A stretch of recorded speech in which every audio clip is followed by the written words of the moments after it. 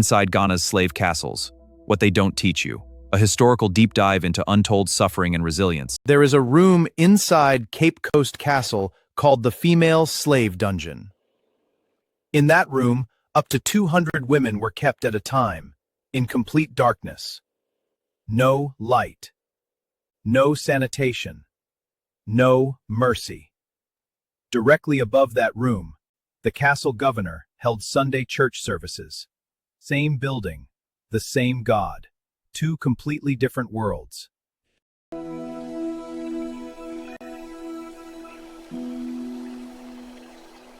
This is what Ghana's slave castles actually look like. This calls for introspection as a Ghanaian and the world at large.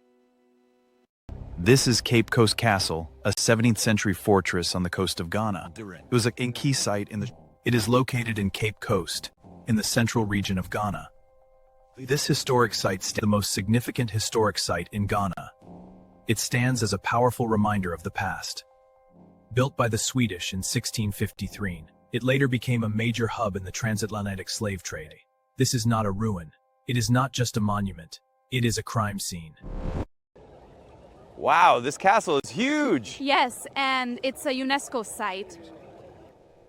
The largest crime in human history was processed through buildings like this one.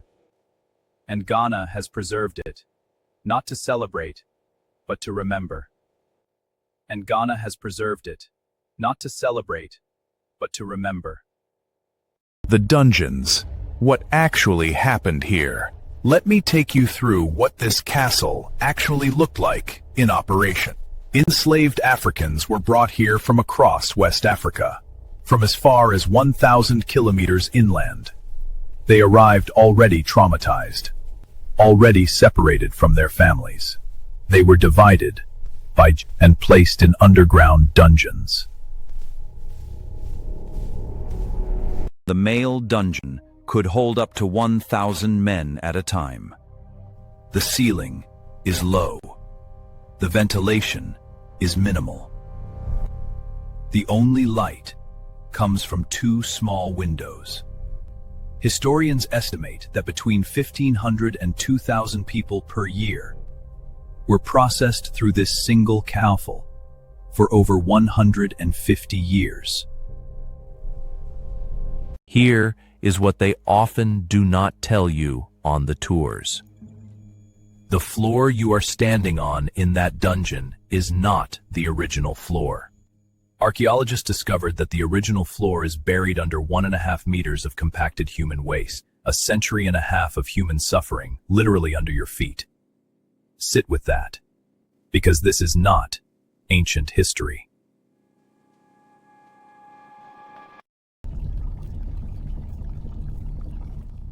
This is our grandparents' time. This is where they left. At the end of the dungeons, there is a door. It faces the Atlantic Ocean. It is called the Door of No Return. Through this door, enslaved Africans were led onto ships, bound for the Americas, the Caribbean, and Brazil. Most never returned to Africa. Most never saw their homeland again. For many, this was the last African soil their feet ever touched. And then, something extraordinary happened.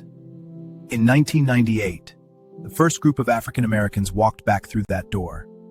The door was renamed as the Door of Return. Think about what that act means. Ghana made a decision to transform a symbol of trauma into a symbol of healing. You can come home. That is not tourism, but from a nation that understands the weight of what it holds. This is so heavy. We're together. There's strength. Look at the sea. The past is the past. We cannot remember such pains forever. We forge ahead. If you are watching this from anywhere in the African diaspora, I want you to know this. That door has your name on it. Ghana has been waiting for your return. And if you are Ghanaian, never visited Cape Coast Castle, I challenge you to go. Not as a tourist, as a witness. Subscribe to Sankofa Ghana. This is history told by us, about us, on our own terms. Subscribe, turn on notifications. Let's continue. Cape Coast Castle gets most of the attention, but just 12 kilometers away stands another castle, the Elmina Castle, built by the Portuguese in 1482, which historians consider as more significant. The oldest European structure in sub-Saharan Africa, Elmina was the first major slave trading post in West Africa. Above the female dungeon in Elmina Castle is a church built directly over the place where women were held captive. They were Christians and did not see Africans as people. Both castles are now UNESCO World Heritage Sites. Elmina Castle, a history of gold, God, and glory, from the door of no return to the sanctuary of the enslavers. Because some things must never be forgotten. Precisely because they were so painful. People often ask me, why did Ghana keep these castles? Why not tear them down? Some call them monuments to shame. I disagree. They are monuments to truth. The world tried to hide this history, to minimize it, to rewrite it, to pretend the transatlantic slave trade was not the industrial destruction of African civilization. We will keep the evidence. We will show it to the world. We will make it undeniable. Today, leaders from across the globe have walked these grounds, African presidents, American presidents, celebrities, and everyday people from the diaspora, all coming to stand where their ancestors were taken from. Ghana chose memory over comfort, truth over silence. That is courage. That is leadership. That is Ghana. 2019, the year of return. Marking 400 years A powerful homecoming. to our roots. Since the first enslaved Africans were taken to North America, over 1.1 million people came. And they keep coming. Today, Ghana's slave castles are not just places of mourning. They are places of reckoning, of reconciliation, of healing. People from across the diaspora are buying land here, starting businesses, seeking citizenship, coming home. The castles, once instruments of destruction, are becoming instruments of reunion, one of the most powerful reversals in modern African history. And it is happening here, in Ghana, right now.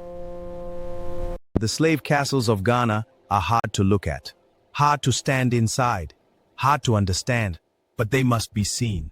They must be understood, because a people who do not know their history can be fooled into repeating it. Ghana chose memory over comfort, truth over silence. That is why Sankofa exists, a name for this channel. We go back. We fetch what was lost. Share this video. Subscribe to Sankofa Ghana to keep the history alive for the world. I'll see you in the next one.